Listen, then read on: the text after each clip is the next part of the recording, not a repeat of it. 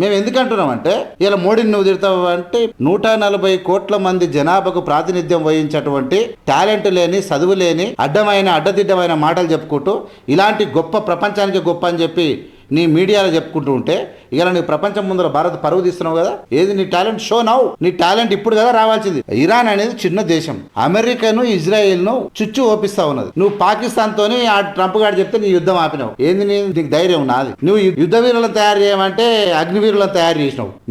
నీ పాలన ఇడిచిపెట్టి వెళ్ళిపోను. నరేంద్ర మోడీ హటావో, భారత్ బచావో. Rahul Gandhi is going to become the greatest leader in the country. గుర్తుపెట్టుకోండి. దెబ్బకు వణికిపోతా ఉన్నారు. మామూలు కాదు. చేతులు ఎత్తేసింది అమెరికా, చేతులు ఎత్తేసింది, తోక ముడిసింది. అలా అయిపోయింది. 2 దేశాలను ముచ్చమటలు పట్టిస్తుంది. ఆల్మోస్ట్ పెద్ద బాంబేసిరు.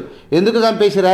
ఖమేనీని ఎందుకు చంపేసిరా? ఆయతుల్లా ఖమేనీని ఎందుకు చంపేసిరా అంటే ఆయన యురేనియన్ బాంబు తయారు చేస్తున్నాడు పెద్ద ఎత్తున ఆయన, కాబట్టి ఆయన మీద దాడి చేసినామని చెప్పారు. మరి తేల్చరు ఉందా? తీసిరా? కథలు చెప్తారు.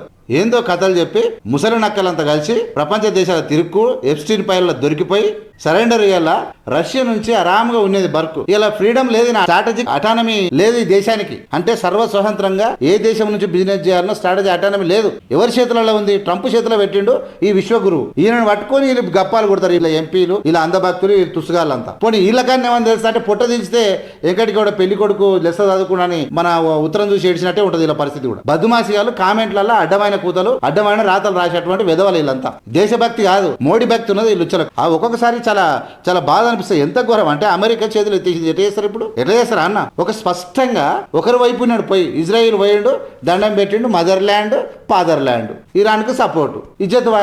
నీ ఇజ్రాయిల్ పరిస్థితి ఏంది? నీ అమెరికా పరిస్థితి ఏంది? ఒక్క దేశం ఇంత దేశాన్ని ఏం చేయలేక ఇయ్యల్లా ఒక్క జలసంధి మూసేసిరాళ్ళు. హర్ముజ్ జలసంధిని తెరిపించే దమ్ము లేదు 2 దేశాలకు. నీకు లేదు. ఈ దెబ్బకు గ్యాస్, ఎల్పిజి గ్యాస్ మొత్తము 50%, మొత్తం 50 to 70% అక్కడి నుంచే వస్తాయి.